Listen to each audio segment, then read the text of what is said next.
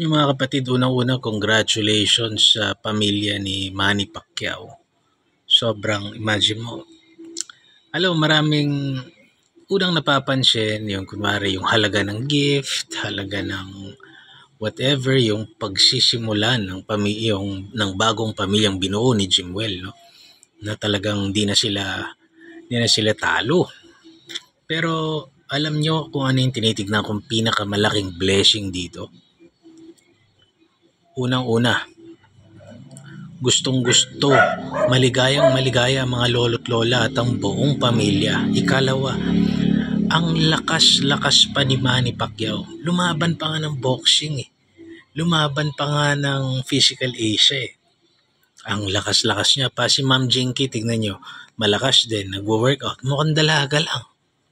Kahit sabihin mong niretoke or whatsoever, akala mo hindi mo kang lola. So, feeling ko napaka mapalad ng mga tao na malakas pa sila tapos aabutin nila yung kanilang apo. Napaka mapalad. At higit sa lahat, maligayang maligaya sila. Naalala ko tuloy itong si Chris Eubanks, yung anak ng Eubanks na world champion. Chris Eubanks Sr. Yun. Rastafari Rich. Talagang tuwan-tuwa siya nung nalaman niyang magkakaapo na siya. Yun yung gusto kong maranasan eh.